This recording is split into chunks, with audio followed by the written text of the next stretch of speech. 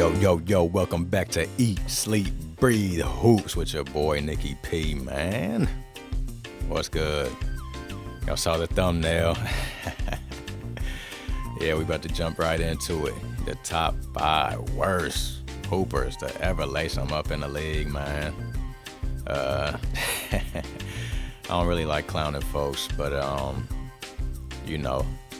this was an interesting topic that somebody brought across my path, so I had to let them know I'm gonna put a video out for it. So here we go. Ladies and gentlemen, basketball fans around the world, today we're not here to praise any legends. We're not here to talk about Jordan, Kobe, Kareem, cats like that. No, today we shine the light in a much darker direction toward those players despite the hype, and multi-million-dollar opportunities never lived up to the moment. We're talking about the top 5 worst NBA players of all time. Let's be clear. Making it to the NBA in itself is already an incredible achievement. These men were elite at some level, but this list isn't about their high school dominance or their college potential. And quite frankly, a lot of them cats that dominate on that level is because they're bigger than everybody else. And once they get to the league, they're playing against guys that's just as big and athletic as them, and they get exposed. So back to it. It's about what happened when they got to the big leagues and the colossal gap between expectation and performance. So without further delay, let's count them down from 5 to 1.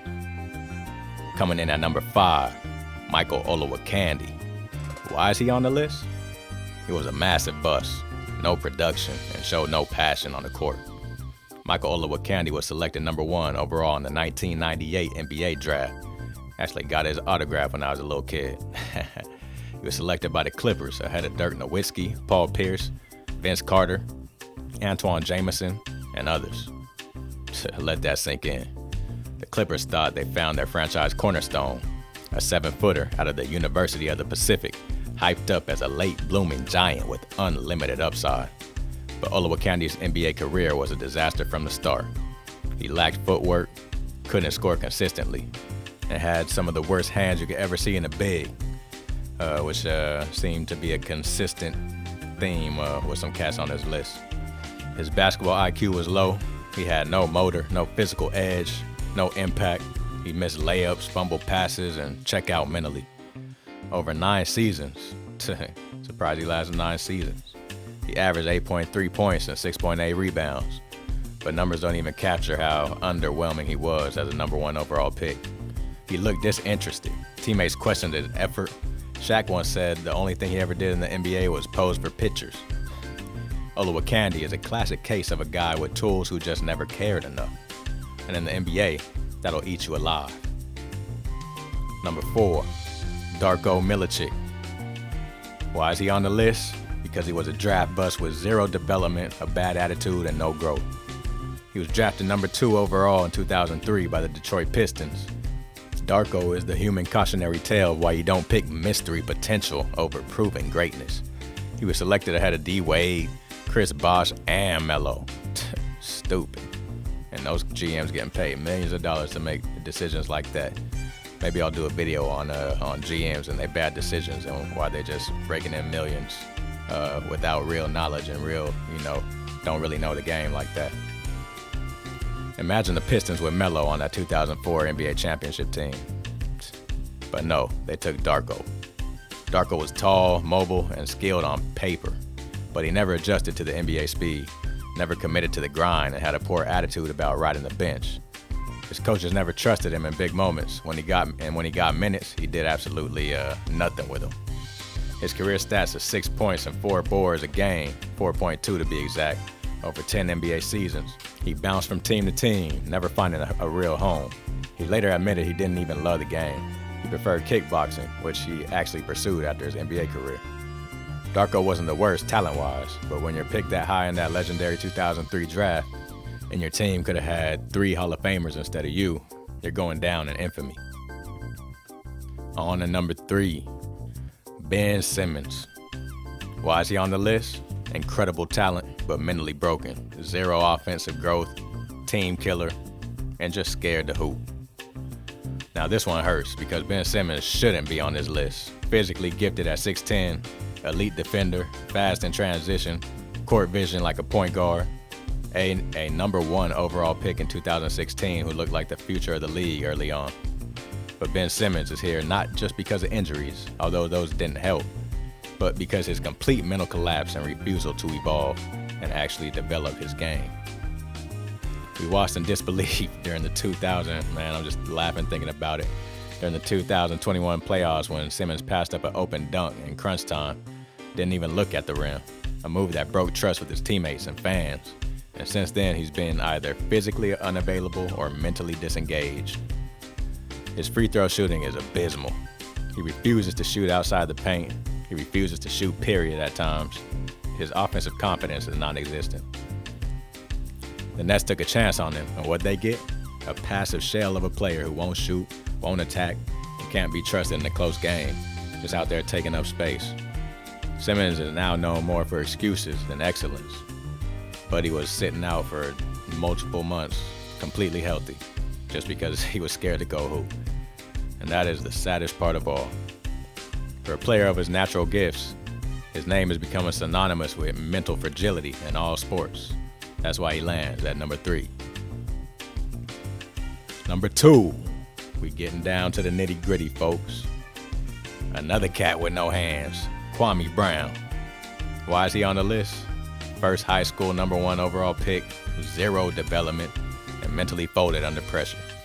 Kwame Brown, drafted number 1 overall in 2001 by Michael Jordan's Washington Wizards, will forever be the poster child for the dangers of drafting on physical tools alone. Coming straight out of high school, Kwame had the frame, the size, and potential to be a dominant big. But he had one fatal flaw. He wasn't mentally ready. And playing for Jordan, the most demanding and cutthroat figure, the GOAT, in basketball history, only made things worse. Because you're either going to sink or swim in that type of environment. And boy, did he sink.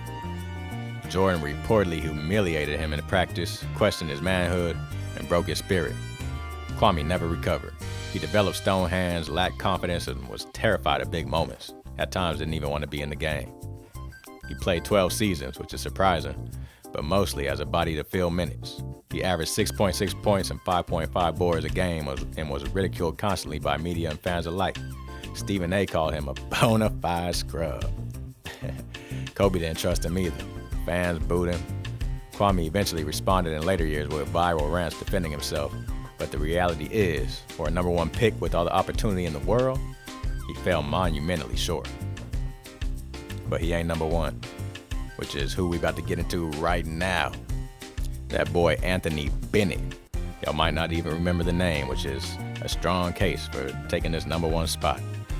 And why does he make number 1 on this list? Because he had absolutely no reason he should have ever been drafted number 1 overall. I think I'm gonna make that GM video. He's a bust of historic proportions, man. At the top of the list is a man whose name is almost whispered in shame when discussing NBA drafts. He was drafted number 1 overall in 2013 by the Cleveland Cavs, and no one in the world understood why, except the team that drafted him. Not even Anthony Bennett. No one had him up that high. He was out of shape, inconsistent in college, and didn't dominate even on the college level. From his very first NBA game, when he went 0 for 5 in 15 minutes, he knew something was wrong. He ended up averaging 4.4 points and 3.1 boards per game for his entire NBA career and was out of the league after 4 years. Think about it. A number 1 pick done by age 24. That gotta be historic. He lacked footwork, didn't have defense, had no confidence, no shooting touch, no motor. Just wasn't good at basketball. He couldn't even get minutes on bad teams. He bounced around to the Timberwolves, the Raptors, the Nets, and flamed out everywhere he went. Anthony Bennett is the gold standard of bust. There's no injury excuse, no mental health explanation, no flashes of brilliance, just flat out, bruh can't hoop. And a player completely unready for the league. He is, without a doubt, the worst NBA player ever. Man. Well, in a league full of giants, only the elite survive. Mentally, physically, and emotionally. Every man on this list was given the keys to greatness and for various reasons. Poor work ethic, mental weakness, fragile bodies, or just flat out lack of skill. They crashed out and burned. It's a reminder to us all, talent can only take you so far. the NBA will expose you. If you're not locked in, prepared, passionate, and willing to evolve, you'll get left behind. These 5 players serve as a graveyard of potential and cautionary tales to GMs, scouts, and players alike. So next time we talk about what makes an NBA legend, let's also remember what makes a bust. Because the gap between greatness and disappointment is only as wide as the will to win. Once again, this is your boy, Nikki P. You know what it is. It's eat, sleep, breathe, hoops. What y'all think about this list of 5, man? Shoot, y'all think y'all got some honorable mentions or somebody that should replace somebody on this list? Hop in the comments section, let me know. I'll write back. I'll reply. You know what it is. Appreciate y'all for rocking with me. And until the next one, oh yeah, go ahead and subscribe if you ain't done that yet. Alright. Appreciate y'all. Until the next one, it's eat, sleep, breathe, hoops. Peace.